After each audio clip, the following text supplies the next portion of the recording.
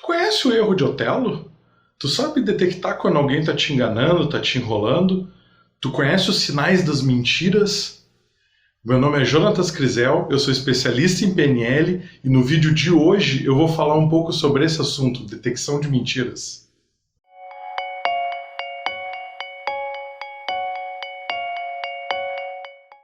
A maioria das nossas emoções tem sinais inconfundíveis que comunicam para os outros o que a gente está sentindo.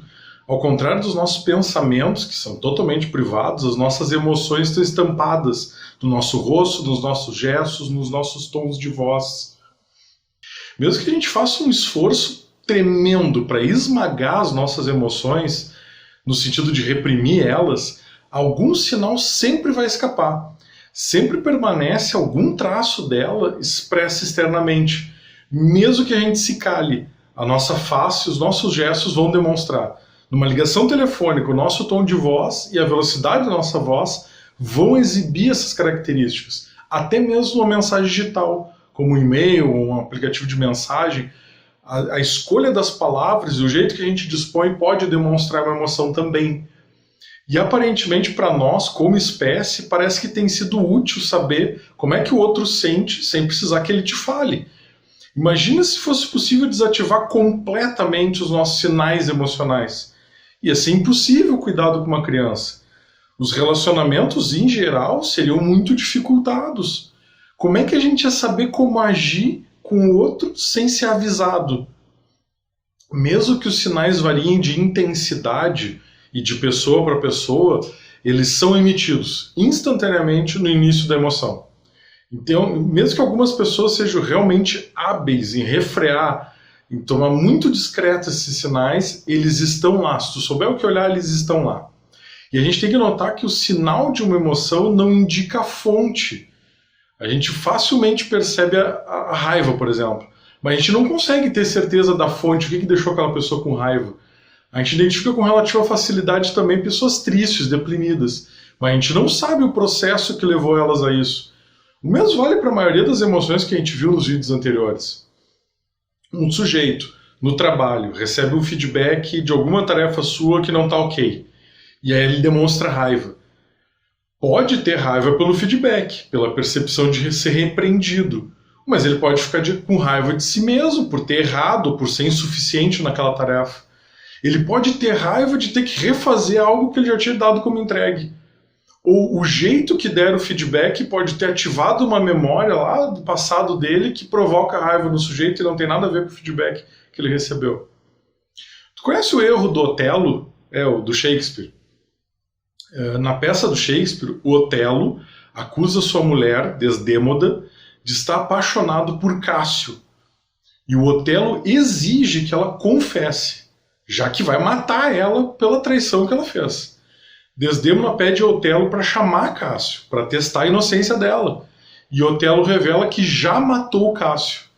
Desdémona percebe então que não vai ser capaz de provar a inocência e que Otelo vai, de fato, matar ela. Então ela começa a chorar desesperadamente. Otelo se enfurece por acreditar que ela chora por Cássio. Otelo mata Desdémona, sem considerar que o choro dela podia ser de medo e tristeza por um motivo diferente da morte do suposto amante. Desdémona teve a reação esperada de uma mulher acusada injustamente, vendo o fim de sua vida e impossibilidade de provar sua inocência. O erro de Otelo foi crer que as emoções tinham uma única fonte, uma única origem possível, e desconsiderar os outros contextos envolvidos. O medo de uma pessoa culpada ser capturada tem os mesmos sinais do medo de um inocente ser sentenciado injustamente. Para evitar o erro de Otelo, a gente precisa resistir à tentação de supor e tirar conclusões. Como a gente diz em PNL, de realizar leituras de mente indevidas.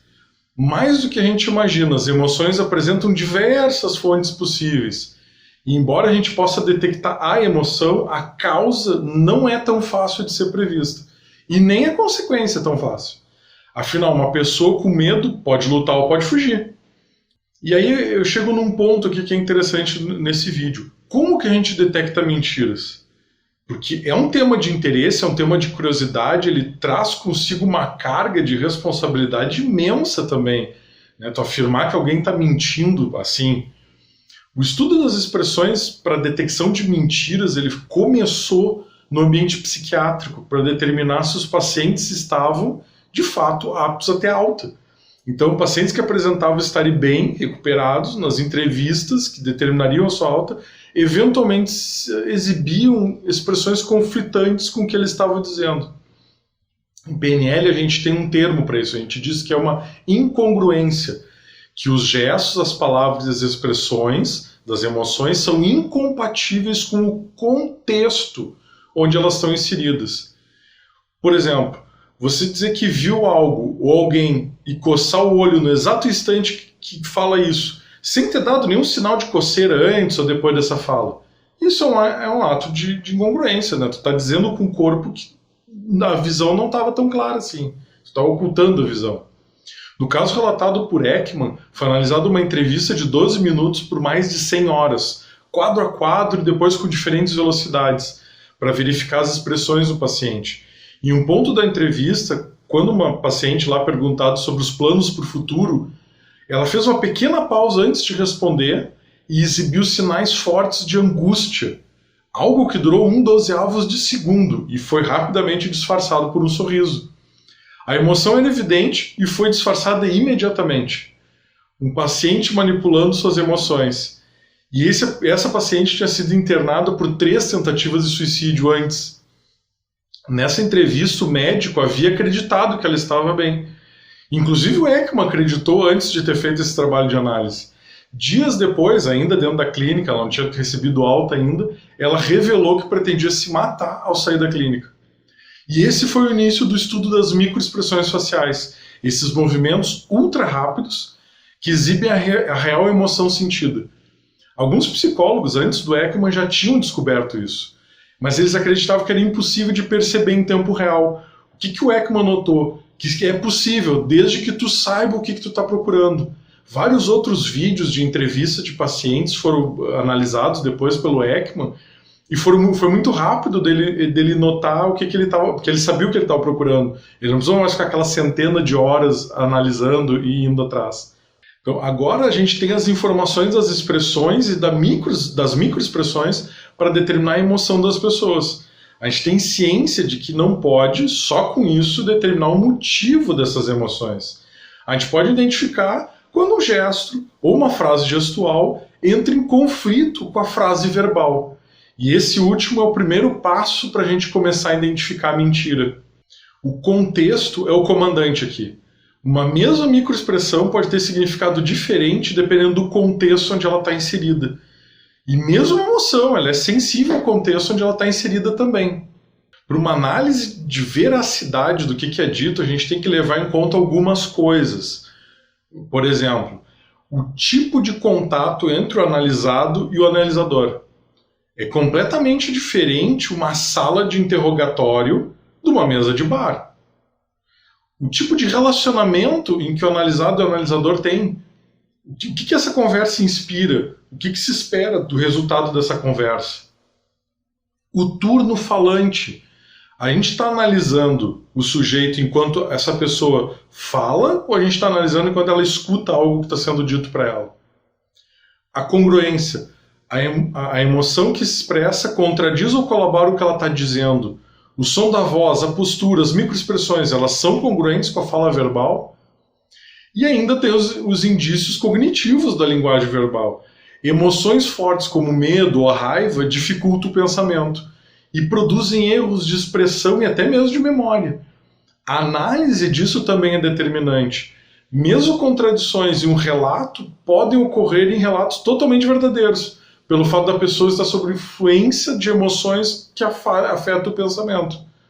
Por exemplo, uma pessoa que é acusada injustamente de homicídio, de estupro, ela tem raiva. Uma pessoa que tem muito medo de ser punida, ela tem medo. Né? Tem essas questões, e isso afeta o jeito que ela conta a história. Então, para desviar esse efeito, normalmente quando se faz entrevistas, se utiliza a linha de base, que em PNL a gente diz calibrar, né? Que é ver como é que a pessoa está durante a conversa normal, que precede as perguntas a respeito do assunto quente e que a gente quer analisar. Se a pessoa tem medo, esse medo é uma linha de base, ela está com medo e a gente desconsidera. Agora, se teve uma mudança, se ela perdeu o medo, se esse medo veio muito mais forte, aqui a gente tem que notar, aliado ao quê? Aqui tem uma emoção relacionada ao relato, que não é da linha de base do que ela está dizendo. Outras emoções podem estar associadas à mentira também. Basta ser incongruentes com a narrativa verbal que está estabelecida. Embora o simples fato da incongruência não signifique obrigatoriamente uma mentira. Não tem, de fato, sinais de mentira. Existem sinais de incongruência, que o Ekman chama de pontos crentes, que precisam ser explorados. Mesmo a emoção que está fora do contexto pode ter uma explicação genuína e não representar uma mentira. Lembra do erro de Otelo. Uma pessoa no aeroporto que dá sinais de inquietação quando aguarda para embarcar ou está passando ali pelo raio-x, ela pode estar só tentando lembrar se desligou o gás antes de sair de casa. Não necessariamente ela é um traficante, é um criminoso, ou vai fazer um atentado, ou seja lá o que for. Nota como tem elementos para a gente levar em consideração quando a gente fala de determinar a verdade do que está sendo dito. E é por esse motivo que eu sempre coloco alertas nos vídeos de análise de entrevistas que eu faço. Porque é difícil fazer isso, eu não posso fazer perguntas, eu estou com uma leitura de perguntas que são feitas por terceiros, que às vezes tem edição no vídeo, eu não controlo a condução da entrevista, do conteúdo, enfim, eu só consigo ler alguma coisa. Em geral, quando tu observa isso no teu dia a dia, o melhor é tu fazer não falar nada. Fica curioso, que tipo de possibilidade pode existir nisso que tu está observando? E eventualmente talvez cabe uma pergunta, dependendo da tua relação. Tu quer me dizer alguma coisa sobre o que tu sente? Ou eu acho que tu sente mais o que tu está me dizendo, mas com muita cautela para não fazer a outra pessoa sentir que está perdendo a privacidade dela. Cuidado para não invadir o espaço de ninguém. Eu espero que tenha gostado desse vídeo. Eu espero que tu continue vendo os vídeos que eu posto aqui no canal. Se tu não viu, veja os vídeos anteriores da série de emoções. Eu vou continuar falando sobre elas. Comenta aqui embaixo o que tu achou, se isso te deu alguma ideia, se já passou por alguma experiência dessa, enfim. Né? Avalie o vídeo e um grande abraço e até o próximo vídeo.